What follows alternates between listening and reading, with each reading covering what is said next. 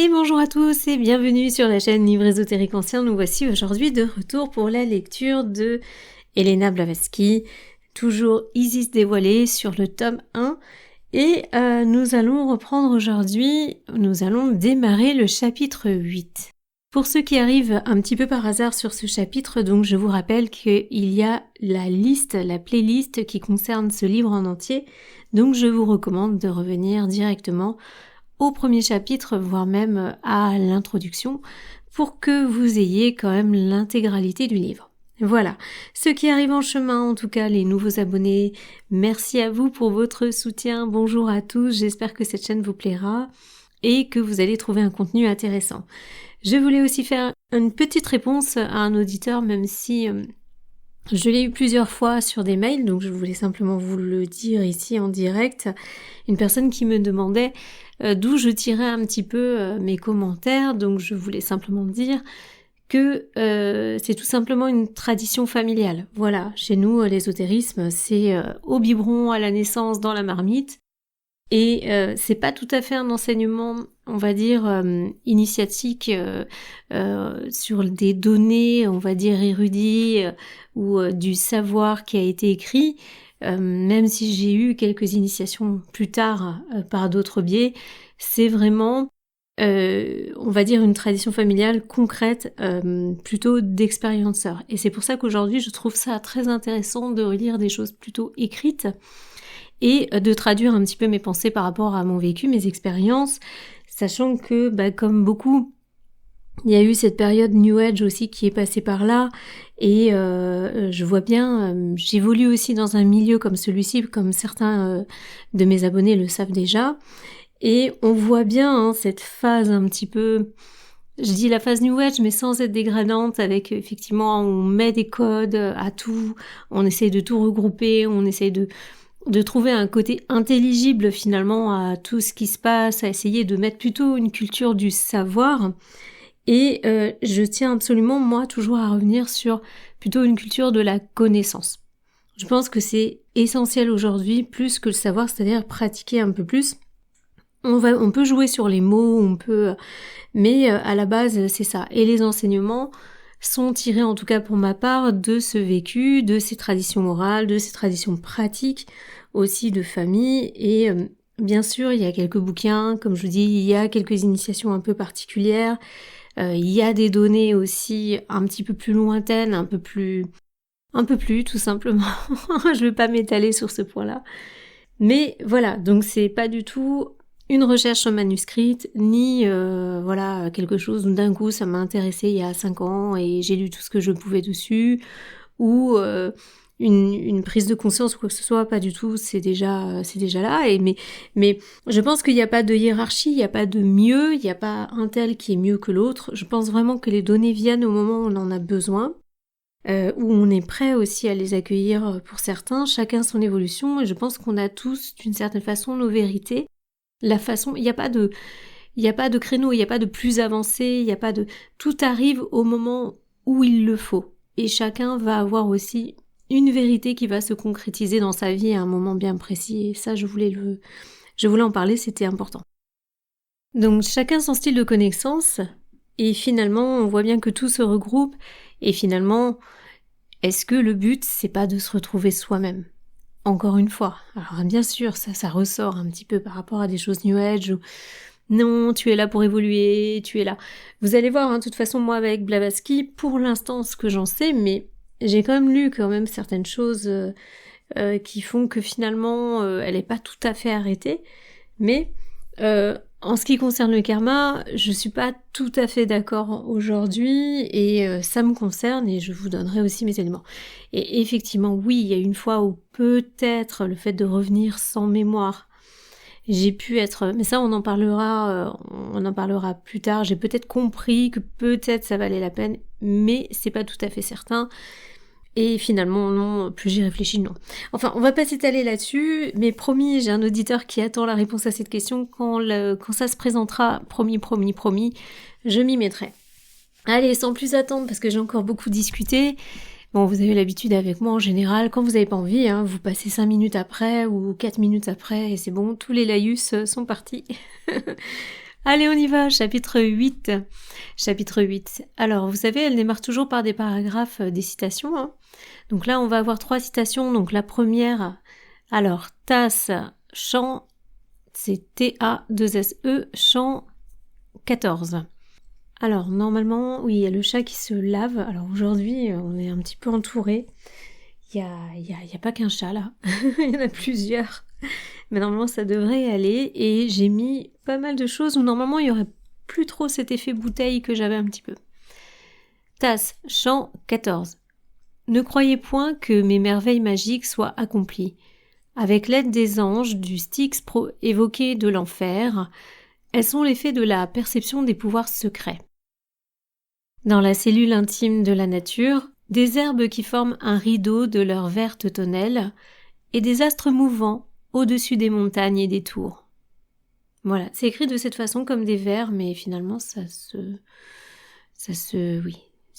pas, voilà. Ensuite, on a Pope.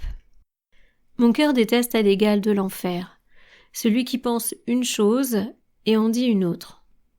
Mon cœur déteste à l'égal de l'enfer, celui qui pense une chose et en dit une autre. On continue, là on va avoir Bulwer Lytton, Strange Story. Si l'homme cesse d'exister lorsqu'il descend dans le tombeau, vous êtes obligé d'affirmer qu'il est la seule créature existante que la nature ou la providence ait voulu tromper et abuser en lui donnant des aptitudes pour lesquelles il n'y a point d'objet ni but. Alors ça c'est intéressant, donc je vais le répéter. Si l'homme cesse d'exister lorsqu'il descend dans le tombeau, vous êtes obligé d'affirmer qu'il est la seule créature existante que la nature ou la providence ait voulu tromper et abuser en lui donnant des aptitudes pour lesquelles il n'y a point d'objet ni de but. Ok, on enchaîne sur le sommaire. Une terre invisible, la théorie de l'évolution enseignée par Hermès Trismégiste, les astres règlent-ils nos destinées?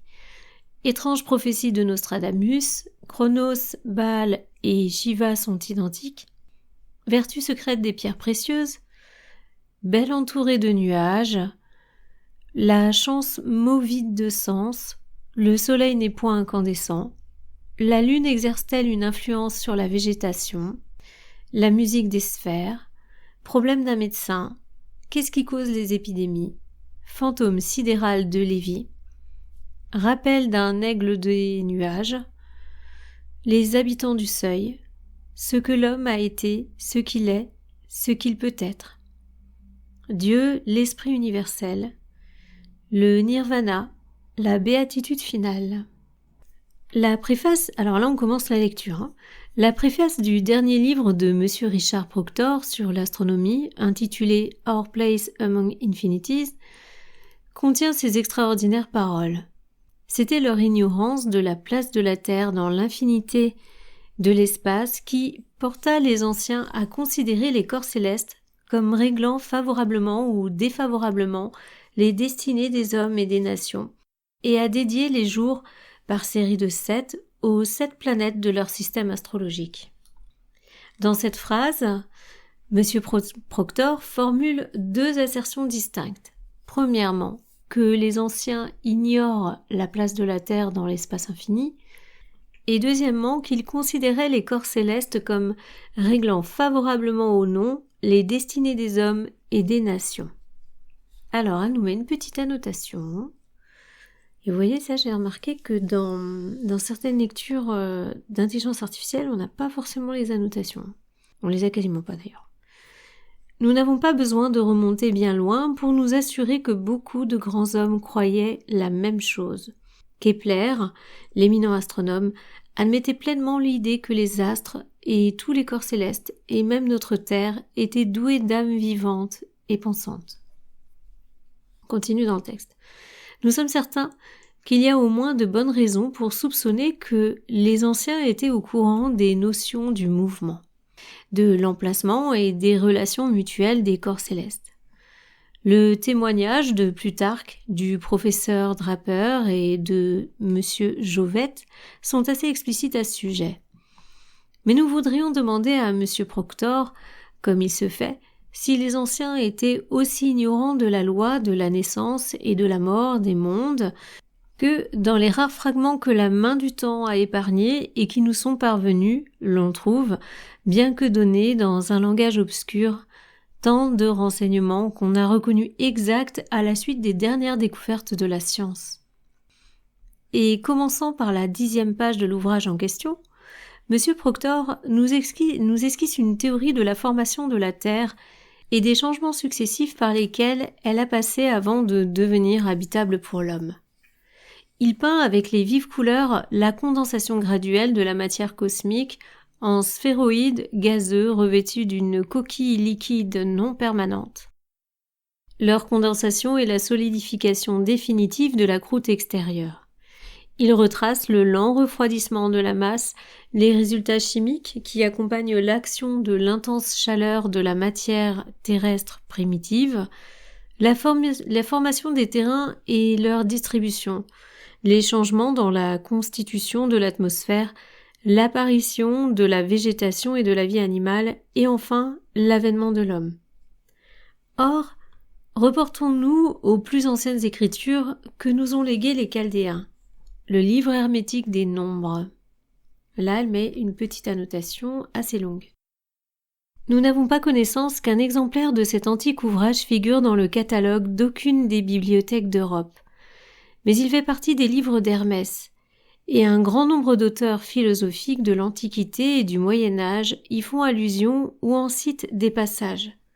Parmi ces autorités figurent le Rosarium Philosophia d'Arnoldo di Valinova, le Lucensis Opus de Lapide de Francesco Arnolfus, le Tractane de Transmutation, Tractane, je pense que c'est ça, Tractane de Transmutation Metallorum d'Hermès Trismégiste et sa Tabula Smaragdina et surtout le traité de Raymond Lull intitulé Abe Angelis Opus Divinum de Quinta Essentia. Pour la Tabula Smaragdina, on entend parler tout le temps, hein. C'est Smaragdina, pardon. On la retrouve souvent citée. Je pense qu'à mon avis, ça devait être pas mal. On reprend dans le texte. Alors, là, elle nous disait « Or, reportons-nous aux plus anciennes écritures que nous ont léguées les Chaldéens, le livre hermétique des nombres, et voyons ce que nous trouvons dans le langage allégorique d'Hermès, Cadmus ou Tuti, le 3 fois grand Trismégiste. Au commencement des temps, le grand invisible avait les mains pleines de matière céleste qu'il répandut à travers l'infini. Ô prodige! Voilà qu'elle devint des boules de feu et des boules de terre, et elle s'éparpilla, comme le métal mouvant, entre parenthèses le mercure, en une foule de petites boules, et elles commencèrent à tourner sans cesse. Quelques-unes, qui étaient des boules de feu, se transformèrent en globes de terre, et les boules de terre se transformèrent en globes de feu. Les globes de feu attendaient le moment de devenir des globes de terre, et les autres leur portaient envie, en attendant l'instant de devenir des globes de pur feu divin. Pourrait-on exiger une définition plus claire des changements cosmiques que M. Proctor expose avec tant d'élégance? Nous y trouvons la distribution de la matière dans l'espace, puis sa concentration sous forme de sphères, la séparation des sphères plus petites se détachant des plus grandes, la rotation autour de l'axe, le changement graduel des globes, de l'étain incandescent à la consistance terrestre, et finalement la perte totale de calorique, qui marque leur entrée dans la phase de mort planétaire. C'est embêtant en fait dans les textes de Blavatsky parce que parfois on a des points qui se promènent dans les livres. En plein milieu des phrases, c'est un peu perturbant parfois. Le changement des boules de terre en boules de feu serait pour les matérialistes un phénomène comme celui de l'incandescence subite d'une étoile dans Cassiopée en l'an 1572 et d'une autre dans Serpentaire en 1604, qui fut observée par Kepler. Alors c'est pas le télescope, hein, c'est bien Monsieur Kepler. Mais les Chaldéens, dans cette exposition, donnent-ils des preuves d'une philosophie plus profonde que celle de nos jours? Ce changement en globe de pur feu divin signifie-t-il une existence planétaire continue, correspondant à la vie spirituelle de l'homme après le redoutable mystère de la mort? Si, comme nous le disent les astronomes, les mondes ont leur période embryonnaire, d'enfance, d'adolescence, de maturité, de décadence et de mort, ne peuvent-ils, comme l'homme, continuer leur existence sous une forme sublimée, éthérée ou spirituelle? Les mages nous l'affirment. Ils nous disent que la terre, féconde mère, est sujette aux mêmes lois que chacun de ses enfants. Au temps fixé pour elle, elle enfante toutes les choses créées. Dans la plénitude de ses jours, elle descend dans le tombeau des mondes. Son corps grossier, matériel, se sépare lentement de ses atomes, en vertu de la loi inexorable qui exige leur arrangement nouveau en combinaisons différentes. Son esprit vivifiant, perfectionné, obéit de son côté à l'attraction éternelle qui entraîne vers le soleil spirituel central, duquel il est originairement sorti et que nous connaissons vaguement sous le nom de Dieu. Alors là, elle cite « Et le ciel était visible en 7 cercles, et les planètes apparurent avec tous les signes sous forme d'étoiles, et les astres furent divisés et comptés avec leurs guides, et leur cours rotatoire fut limité par l'air, et entraîné dans une orbite circulaire par l'action de l'esprit divin. » Elle met le mot esprit en majuscule. Donc on a une petite annotation. Esprit dans ce passage signifie la divinité. Pneuma. C'est signé Hermès. Nous mettons qui que ce soit au défi d'indiquer un seul passage dans les œuvres d'Hermès qui puisse le faire accuser d'avoir jamais admis cette énorme absurdité de l'Église romaine qui prétend, d'après la théorie du système géocentrique, que les corps célestes ont été créés pour notre usage et notre plaisir, et qu'il valait la peine pour le Fils unique de Dieu de descendre sur ce fragment cosmique et d'y mourir en expiation de nos péchés. Ouais, je pense que là, il faut vraiment savoir lire entre les lignes dans ce genre de choses. D'ailleurs, vous savez, j'ai publié les 7 jardins mystiques de Paul Sédir, je le dis à plusieurs reprises, ça a été très fastidieux de lire pour moi ce livre. C'est vraiment, on parle de Dieu à toutes les sauces, c'est très rare d'ailleurs. Paul Sédir quand même, il est dans cet axe, mais alors là, il s'est lâché beaucoup plus. Il devait être menacé d'inquisition, c'était pas possible. Donc pour ce bouquin-là, même si à l'époque c'était plus ça, mais vraiment, on lit entre les lignes. Et ça, le problème, c'est qu'on a des personnes qui ne lisent pas entre les lignes. Donc ça, c'est une autre problématique. Et je pense aussi, là, quand on voit y mourir en expiation de nos péchés, je pense qu'ici, on n'est pas tous à la même enseigne. Attention, je m'exclus pas, mais je pense que chacun a un but. Il doit y avoir plusieurs, peut-être, typologies d'âmes avec toutes, on va dire, des choses à faire différentes ou des raisons différentes plutôt des raisons différentes pour lesquelles elles sont ici. Voilà. Donc c'est mon avis, encore une fois, je ne dis pas détenir la vérité, c'est quelque chose que je partage avec vous. Vous avez des personnes avec qui ça va résonner, peut-être toi qui m'écoutes, et d'autres peut-être moins.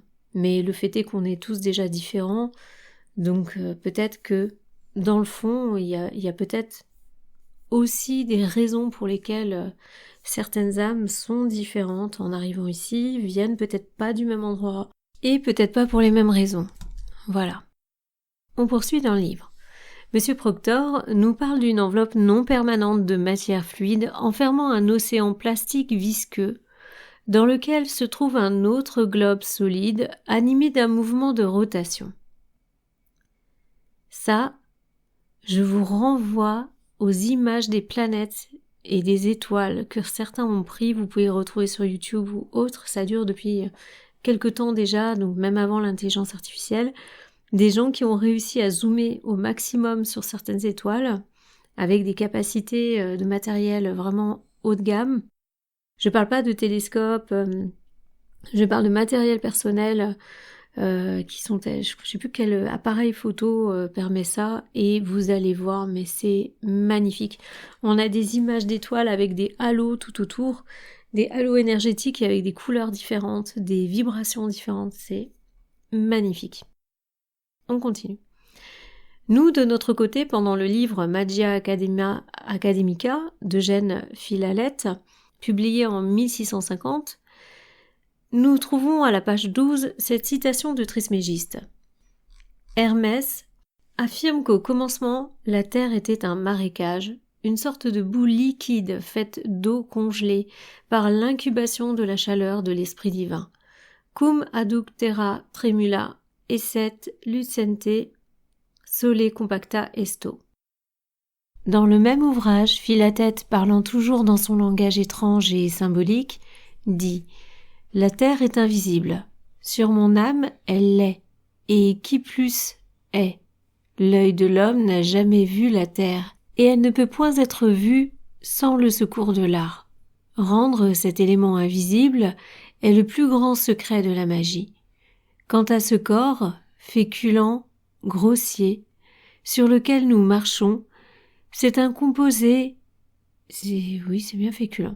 C'est un composé et non point de la terre, mais il y a de la terre en lui.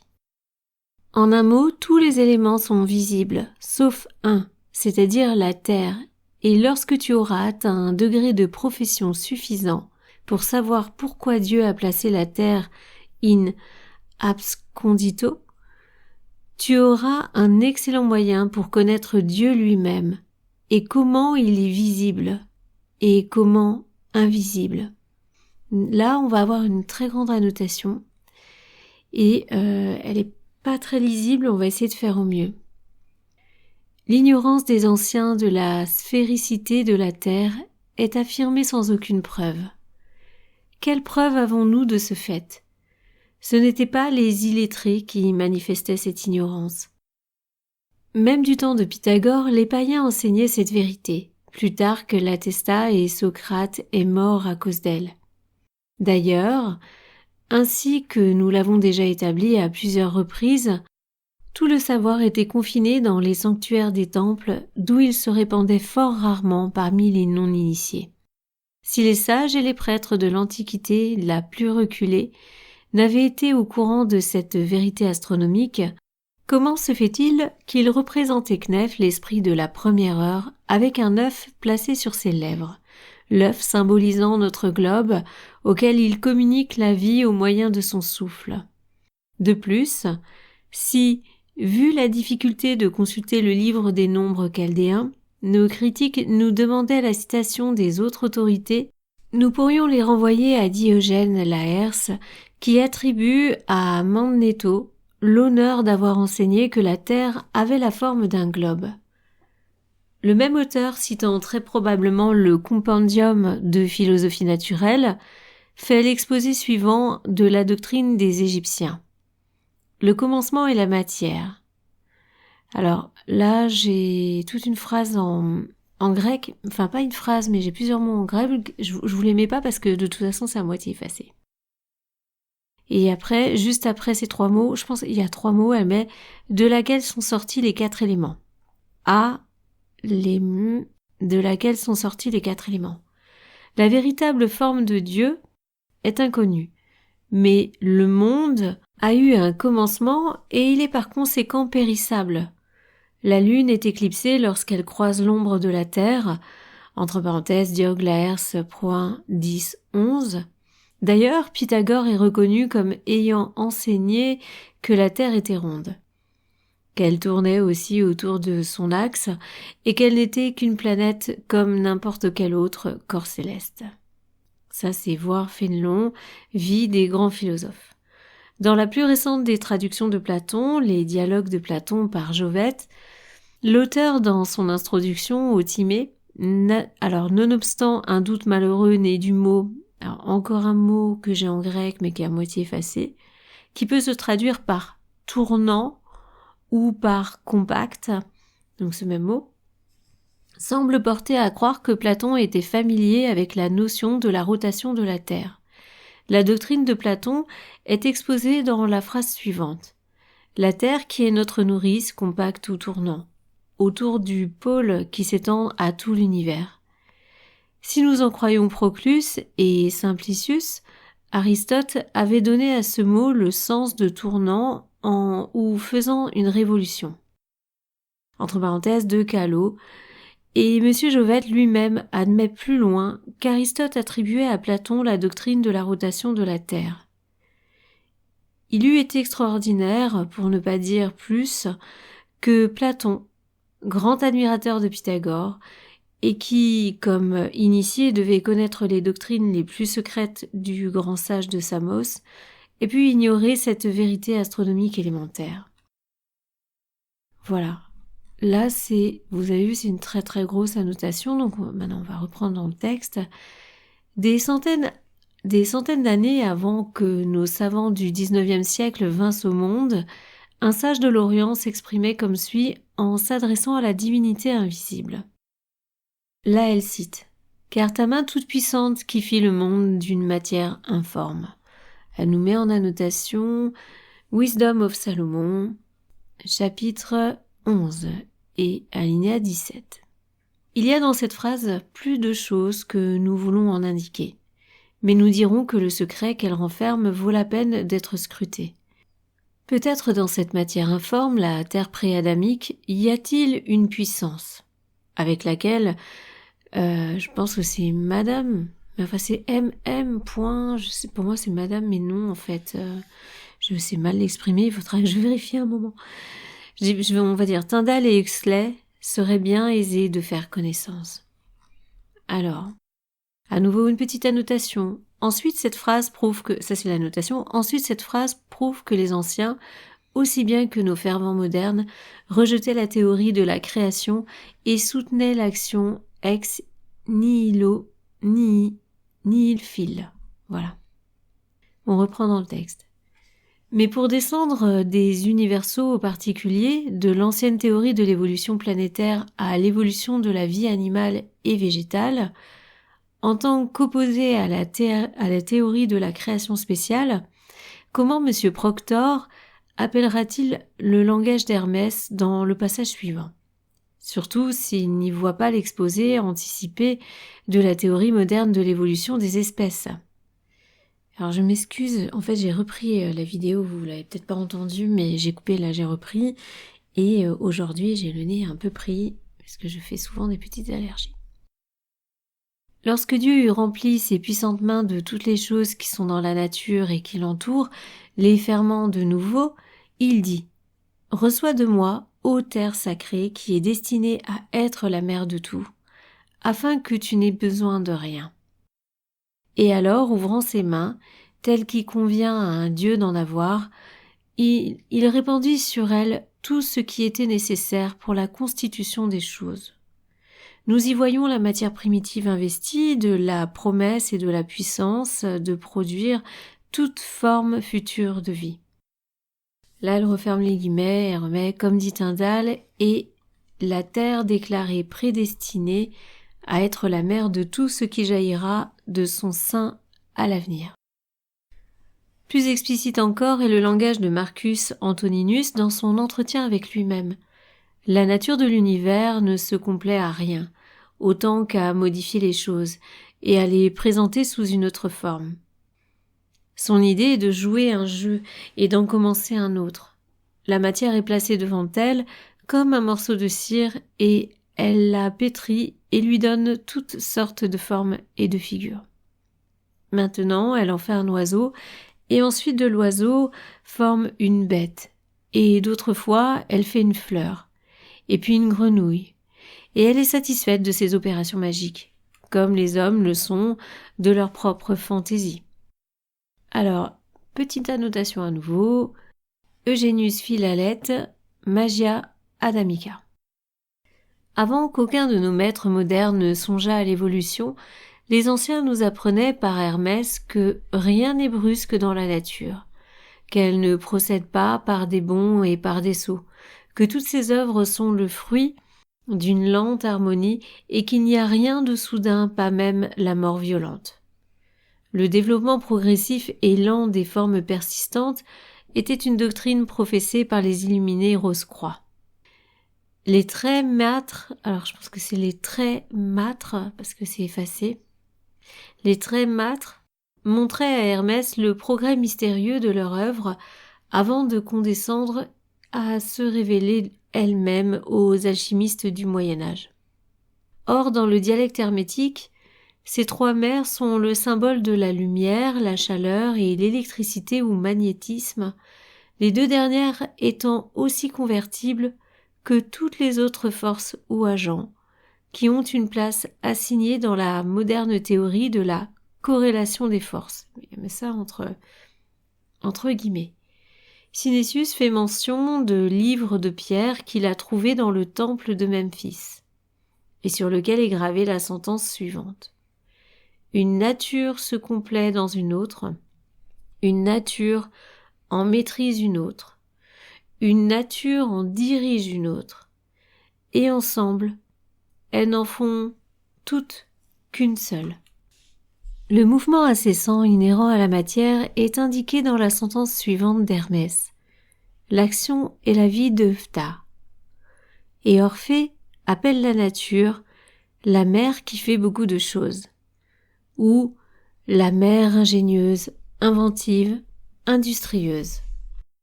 Monsieur Proctor dit « Tout ce qui est sur et dans la terre, toutes les formes végétales et toutes les formes animales, nos corps, nos cerveaux, sont formés de matériaux qui ont été tirés de ces profondeurs de l'espace qui nous environnent de toutes parts. » Ça veut tout dire là, quand même. Les hermétiques et les Rose-Croix soutenaient que toute chose visible et invisible était produite par la lutte de la lumière avec les ténèbres et que chaque parcelle de matière contient en elle une étincelle de la divine essence ou lumière-esprit qui, par sa tendance à s'affranchir de ses liens et à retourner à la source centrale, produit le mouvement dans les parcelles et de ce mouvement naissent les formes. Bon, j'ai le chat qui fait sa toilette juste à côté. Peut-être que vous l'entendez, mais vu le système que j'ai mis en place, peut-être pas. Argrave Jennings, citant Robert Fludd, dit, donc là il cite, « Ainsi, tous les minéraux, dans cette étincelle de vie, ont la possibilité rudimentaire des plantes et des organismes qui grandissent. Ainsi, toutes les plantes ont des sensations rudimentaires qui leur permettraient, entre parenthèses au cours des siècles, de se perfectionner et de se transformer en créatures nouvelles, dotées de locomotion d'un degré plus ou moins élevé, ou de fonctions plus ou moins nobles. Ainsi, toutes les plantes et toute la végétation pourraient, en empruntant les voies détournées, passer dans des voies plus élevées, d'un pas plus indépendant et plus sûr, en laissant leur divine étincelle originelle de la lumière se développer et briller d'un éclat plus vif, et pousser plus avant avec un but plus assuré, vers tout ce qui est l'œuvre des influences planétaires dirigées par les esprits invisibles du grand architecte original. » Là, elle signe Argrave Jennings, The Rosicrucian. Alors, ça c'est intéressant et effectivement, on peut le retrouver au niveau des plantes, puisque à une époque, on faisait repousser une même graine, et cette graine aussi se renforçait. Alors, c'est pas tout à fait ce qu'on vient de lire. Là, il se trouve que voilà, on parle plutôt de l'esprit. Par les Rosicruciens, c'est encore autre chose. Mais quoi qu'il en soit, ça m'a fait penser qu'à l'époque, on plantait une graine et c'est vrai qu'elle se renforçait au fur et à mesure du temps. Vous preniez la tomate, vous mangez la tomate, vous gardez ces graines, vous replantez ces graines et en fait, compte, ces graines ont gardé une forme de mémoire et vont se renforcer tout simplement. Et aujourd'hui, si vous regardez dans l'agriculture générale, les agriculteurs aujourd'hui sont obligés de passer par un cycle. Alors on pourra l'expliquer un peu plus précisément pour ceux qui sont de la partie, mais a priori il n'est pas autorisé, en tout cas à terme de grande échelle, de récupérer des graines qu'on va des semences anciennes en fait. C'est à la base c'est pas autorisé dans l'industrie alimentaire. Donc on pourrait se poser la question quand même, puisque si ces graines ont été réemployées à plusieurs reprises sur des générations, a priori elles devraient être quand même plus fortes. Donc ça c'est une question, pourquoi aujourd'hui on ne conserve pas ces graines-là? Il y a certainement une raison, hein. Moi je suis toute ouverte à l'explication. On continue. Donc là vous avez vu c'est un petit peu différent là ce qu'on vient de lire, mais quand même je tenais à faire cette précision en plus. On continue. La lumière, mentionnée la première dans la Genèse, est appelée par les kabbalistes Séphira, ou la divine intelligence, la mère de tous les séphirotes dont la sagesse cachée est le Père. La lumière est le premier-né et la première des émanations du grand être suprême. Et la lumière, c'est la vie, dit l'évangéliste. Toutes deux sont de l'électricité, le principe de vie, l'anima mundi pénétrant l'univers, le vivificateur électrique de toutes choses. La lumière est le grand magicien protéin, et sous l'action de la volonté divine de l'architecte, ces vagues multiples et toute puissance donnent naissance à toutes les formes, ainsi qu'à tout être vivant. Dans son sein gonflé d'électricité sortent la matière et l'esprit. Dans ces rayons se cache le commencement de toute action physique et chimique, et de tout phénomène spirituel et cosmique. Elle vivifie et désorganise. Elle donne la vie et produit la mort. Et de son point primordial émergeant graduellement à l'existence des myriades de mondes, corps célestes, visibles et invisibles. C'est au rayon de cette première mère, une en trois, que Dieu, suivant Platon, alluma un feu que nous nommons maintenant le soleil. Là, on a la petite annotation Timée, tout simplement. Donc, que nous nommons soleil maintenant, et qui n'est la cause ni de la lumière, ni de la chaleur, mais seulement le foyer où, si l'on peut s'exprimer ainsi, la lentille par laquelle les rayons de la lumière primordiale se matérialisent, sont concentrés sur notre système solaire et produisent toutes les corrélations des forces. Voilà pour ce qui concerne la première proposition de M. Proctor. Passons maintenant à la seconde. L'ouvrage dont nous parlons comprend une théorie de 12 essais, dont le dernier est intitulé Through on Astrology. Pensée... Alors non, c'est c'est pensée sur l'astrologie. L'auteur traite le sujet avec tant de considération, entre parenthèses plus même que ce n'est l'habitude chez les hommes de sa classe, qu'il est évident qu'il y a apporté l'attention la plus consciencieuse. Il va même jusqu'à dire, si nous envisageons la question sous son véritable aspect, nous devons reconnaître que, dans toutes les erreurs dans lesquelles les hommes sont tombés, par suite de leur désir de pénétrer les mystères de l'avenir, l'astrologie est la plus respectable, nous pourrions même dire la plus raisonnable.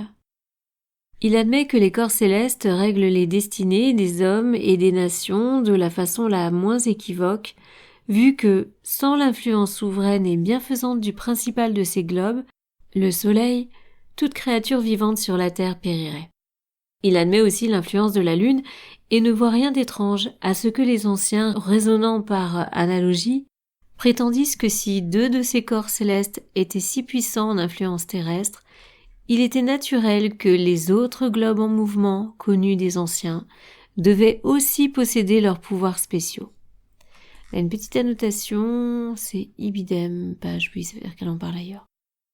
En vérité, le professeur ne voit rien de déraisonnable dans la supposition que les influences exercées par les planètes au mouvement plus lent puissent être même plus puissantes que celles du Soleil.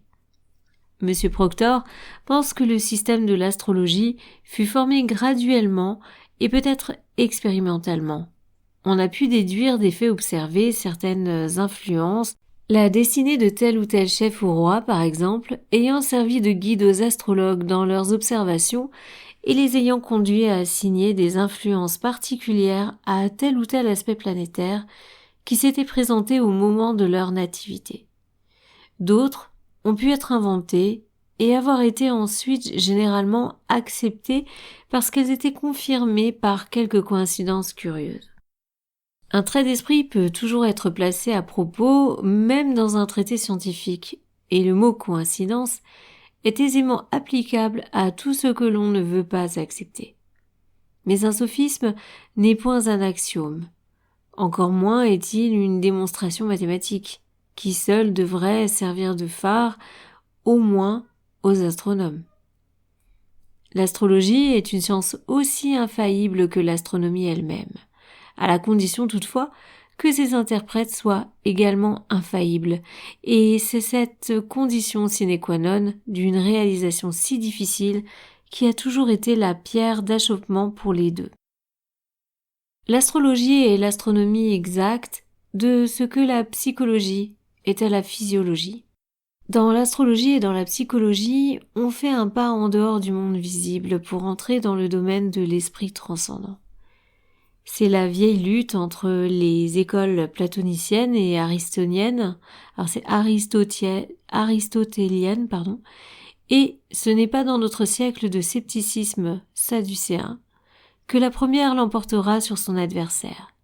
Monsieur Proctor, dans son rôle professionnel, est comme la personne peu charitable du sermon de la montagne, qui, toujours prête à attirer l'attention sur la paille qui se trouve dans l'œil de son voisin dédaigné, ne sait pas s'apercevoir qu'elle a une poutre dans le sien. Si nous devions rappeler tous les échecs et les bévues ridicules des astronomes, nous craignons fort que la liste n'en soit beaucoup plus longue que celle des erreurs des astrologues. Les événements actuels donnent pleinement raison à Nostradamus que nos sceptiques ont tant tourné en ridicule. Dans un vieux livre de prophéties publié au XVe siècle, entre parenthèses l'édition est datée de 1453, nous lisons parmi d'autres prédictions astrologiques la prédiction suivante. Dans 2 fois 100 ans, l'ours attaquera le croissant. Mais si le coq et le taureau s'unissent, l'ours ne vaincra pas. En 2 fois 10 ans, ensuite, que l'islam le sache et tremble. La croix se lèvera, et le croissant à son déclin se dissoudra et disparaîtra. Alors, on fait un petit point. Donc, vieux livre de prophétie publié au XVe siècle, donc de 1453, donc s'il parle de 2 fois, alors c'est 2 fois 200 ans, donc ça veut dire 400 ans plus tard, c'est-à-dire 1853. Donc elle va en parler, je pense. Et juste 2 fois 100 ans, après la date de la prophétie, nous avons eu la guerre de Crimée, durant laquelle l'alliance du coq gaulois avec le taureau anglais vint mettre obstacle au projet politique de l'ours russe. Ça vous dit rien, ça? C'est incroyable. En 1856, la guerre fut terminée et la Turquie, où le croissant fut sauvé de la destruction. Non mais, ça fait drôle quand même. Non mais, ça vous fait pas drôle, vous, de lire ça? Donc, là on parle d'une date de 1853. J'aime bien l'histoire, mais je m'en passionne pas. Enfin, j'ai pas des données, je suis pas la science infuse du tout là-dessus. Mais et juste 2 fois 100 ans après, donc après la date de la prophétie, nous avons eu la guerre de Crimée, durant laquelle l'alliance du coq gaulois avec le taureau anglais vint mettre obstacle au projet politique de l'ours russe. En 1856, la guerre fut terminée et la Turquie, où le croissant fut sauvé de la destruction. Dans l'année 1876, les événements les plus inattendus d'un caractère politique se sont produits, juste encore au moment où 2 fois 10 années venaient de s'écouler. Tout semble annoncer l'accomplissement de la vieille prophétie. L'avenir nous apprendra si le croissant musulman, qui semble en vérité décliner, déclinera irrévocablement, s'il se dissoudra et s'il disparaîtra à la fin des complications actuelles. Donc là, il est Elena Blavatsky, elle est en 1912, c'est la traduction, mais elle est à la fin du 19e siècle. Donc elle est plutôt dans les années 1896, quelque chose comme ça. Donc ça veut dire qu'il y avait déjà quelque chose à ce sujet, à savoir est-ce que ça s'est passé ou pas. En voulant expliquer, sans les admettre, certains faits hétérodoxes qu'il paraît avoir rencontrés sur son chemin, à la recherche du savoir, M. Proctor est obligé plus d'une fois de recourir à ces chères « curieuses coïncidences » entre guillemets. Une des plus curieuses est indiquée par lui dans une note au bas d'une page, la page 301, en ces termes. Je ne m'arrêterai pas à la curieuse coïncidence, si toutefois les astrologues chaldéens n'avaient pas découvert l'anneau de Saturne, que les anciens représentaient le dieu Saturne avec un triple anneau. Une faible connaissance de l'optique, telle qu'on peut l'inférer de la présence d'instruments optiques dans les ruines assyriennes, pourrait avoir fait découvrir les anneaux de Saturne et les satellites de Jupiter. Bel, le Jupiter assyrien, était représenté toutefois, quelquefois, avec 4 ailes ayant une étoile à chaque extrémité.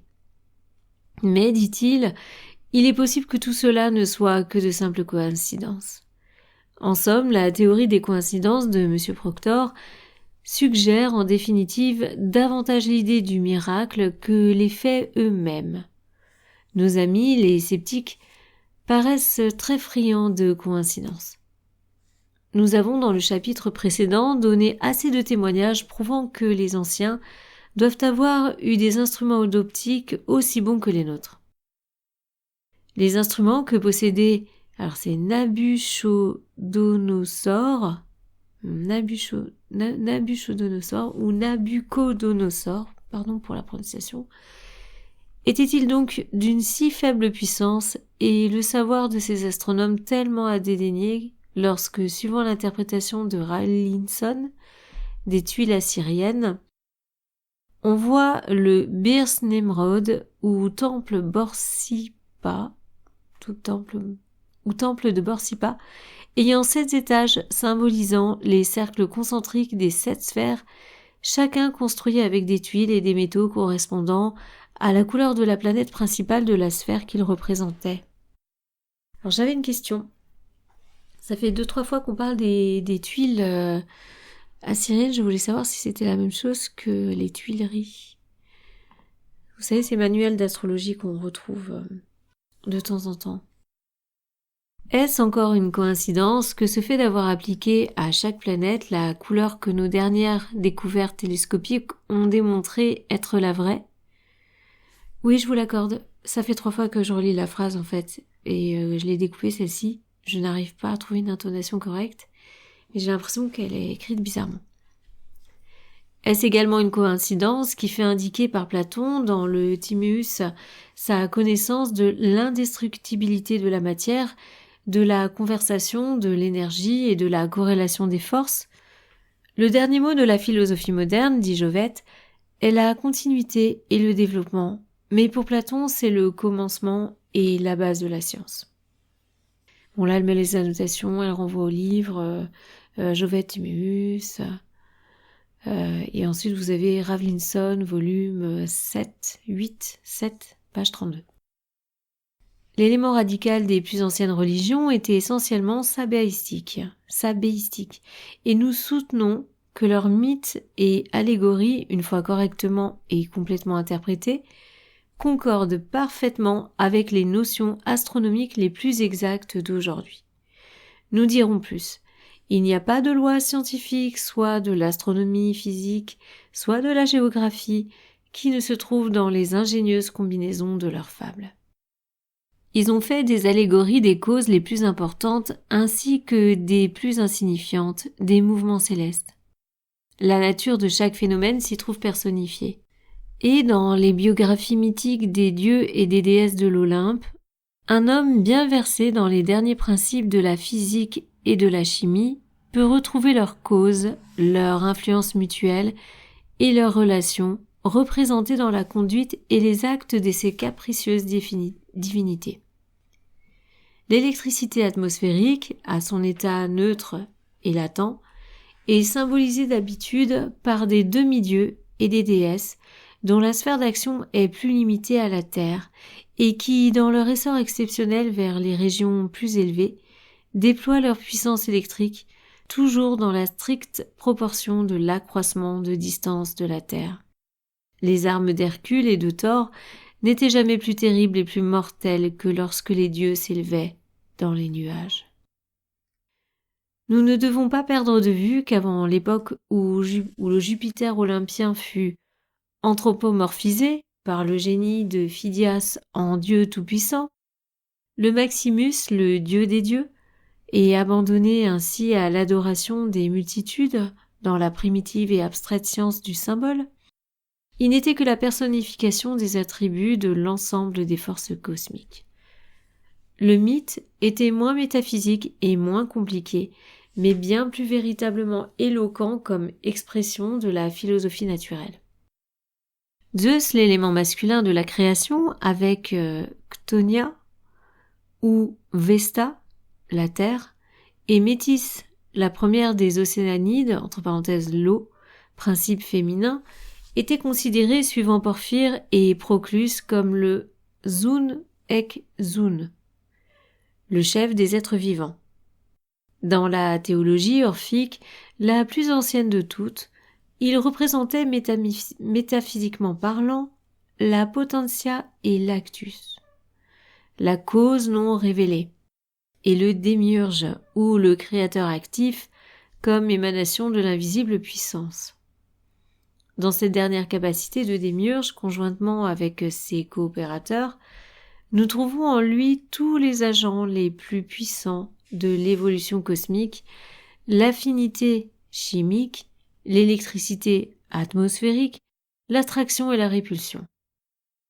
C'est en suivant cette personnification dans sa signification physique que nous voyons combien les anciens étaient versés dans toutes les branches de la science physique avec ses développements modernes. Plus tard, dans les doctrines de Pythagore, Zeus devint la trinité métaphysique. La monade évoluant de son soi invisible, la cause active, l'effet et la volonté intelligente qui ensemble formaient la tétractis. Plus tard encore, nous voyons les néoplatoniciens laissant de côté la monade primitive en raison de son incompréhensibilité pour l'intelligence humaine, ne plus spéculer que sur la triade démiurgique de cette divinité, visible et intelligible dans ses effets. Puis ce procédé est continué par Plotin, Porphyre, Proclus et d'autres, considérant Zeus comme le père, Zeus Poséidon ou Dymamis le fils, et la puissance de l'esprit ou nous. Nous, elle le met en italique. Cette triade fut acceptée dans son ensemble par l'école d'Irénée au IIe siècle. La différence la plus substantielle entre les néoplaticiens et les chrétiens consiste seulement dans le mélange opéré de force par les derniers de la monade incompréhensible avec sa trinité créatrice réalisée. Sous son aspect astronomique, Zeus Dionysus a son origine dans le zodiaque, l'ancienne année solaire. Dans la Libye, il prenait la forme d'un bélier et il était identique avec l'aumône égyptien qui engendra Osiris, le dieu taureau. Osiris est aussi une émanation du Père Soleil, Soleil lui-même dans le signe du taureau, le Père Soleil étant le Soleil dans le bélier. C'est dans cette dernière qualité que Jupiter est figuré par le bélier, et comme Jupiter Dionysus ou Jupiter Osiris par le taureau. Cet animal, c'est bien connu, est le symbole de la puissance créatrice. De plus, la Kabbale explique, par l'entremise d'un de ses principaux maîtres, Simon ben Jochai, ou Jochai, qui vivait au 1er siècle avant J.C. Donc il explique l'origine de cet étrange culte des taureaux et des vaches. Ce ne sont ni Darwin, ni Huxley, entre parenthèses les fondateurs de la doctrine d'évolution et de son complément nécessaire, la transformation des espèces, donc ce ne sont pas eux qui pourront trouver quelque chose à dire contre la justesse de ces symboles. À moins que ce ne soit le malaise qui pourra leur causer la certitude qu'ils ont été devancés par les anciens jusque dans cette découverte moderne. Nous donnerons, autre part, la doctrine des kabbalistes telle que l'enseigne Simon ben Jochai. On peut aisément démontrer que, de temps immémorial, Saturne ou Chronos, dont l'anneau fut très positivement découvert par les astrologues chaldéens, et dont le symbolisme n'est nullement une coïncidence, était regardé comme le père de Zeus avant que celui-ci ne devint lui-même le père de tous les dieux et la plus haute divinité. Il était le Bel ou Baal des Chaldéens, chez qui il avait été originairement importé par les Akkadiens. Rawlinson soutient que ce dernier venait de l'Arménie, mais s'il en était ainsi, comment expliquer le fait que Bel n'était que la personnification babylonienne du Shiva hindou, ou Bala, le dieu du feu, le créateur omnipotent, et en même temps la divinité destructrice, à bien des égards supérieure à Brahma lui-même. Zeus dit animorphique est le premier et le dernier, la tête et les extrémités. De lui procède toute chose. Il est un homme et une nymphe immortelle, élément mâle et femelle, l'âme de toute chose et le principal agent moteur du feu. Il est le soleil et la lune, la source de l'océan, le démiurge de l'univers, une puissance, un dieu, le puissant créateur et le souverain gouverneur du cosmos. Tout, le feu, l'eau, la terre, l'éther, la nuit, le ciel, Métis, l'architecte primitif, entre parenthèses la Sophia des gnostiques et la Séphira des kabbalistes, le bel Eros, Cupidon, tout est compris et contenu dans les vastes dimensions de son corps glorieux. Là, une petite annotation, Stobaeus Églogue. Cet hymne de louange si court contient le plan de toutes les conceptions mythopoéiques. L'imagination des anciens était aussi illimitée que les manifestations visibles de la divinité elle-même qui leur fournissait les thèmes de leurs allégories. Encore ces dernières, pour exubérantes qu'elles paraissent, ne s'écartent jamais des deux idées principales que l'on peut toujours trouver marchant de pair dans leurs imageries sacrées, l'union étroite entre les aspects de la loi naturelle, aussi bien physique que morale ou spirituelle. Particulière cette phrase. Leurs recherches métaphysiques ne se heurtent jamais aux vérités scientifiques, et l'on peut avec raison qualifier leur religion de croyance psychophysiologique des prêtres et des savants qui les fondèrent sur des traditions du monde naissant, telles que les esprits non faussés des races primitives les avaient reçues, et sur leur propre connaissance expérimentale mûrie de toute la sagesse des siècles. En tant que soleil, quelle meilleure image pouvait-on trouver pour Jupiter émettant ses rayons dorés que de personnifier cette émission en Diane, la Vierge Artémis, illuminant tout, dont le plus ancien des noms est Dictima, littéralement le rayon émis, du verbe dicein. La lune n'est pas lumineuse par elle-même, et elle ne brille qu'en reflétant la lumière du soleil. De là sa représentation comme la fille du soleil, la déesse de la lune, elle-même la lune, Astarté Diane. Comme la Dictima crétoise, elle porte une couronne faite avec la plante magique Dictamon ou Dictamnus, l'arbrisseau toujours vert, dont le contact, dit-on, enveloppe et guérit tout à la fois le somnambulisme, et comme Elitia et Junon Pronuba, elle est la déesse qui préside aux naissances. C'est une divinité esculapienne, et l'usage de la couronne de Dictame, en association avec la lune, montre une fois de plus la profonde observation des anciens. Cette plante est connue en botanique comme douée de propriétés sédatives puissantes. Elle croît sur le mont Dictée, montagne de la Crète en grande abondance. D'un autre côté, la Lune, d'après les autorités les plus compétentes en matière de magnétisme animal, agit sur les humeurs et le système ganglionnaire, où les cellules des nerfs siègent d'où procèdent toutes les fibres nerveuses qui jouent un rôle si prépondérant dans la magnétisation.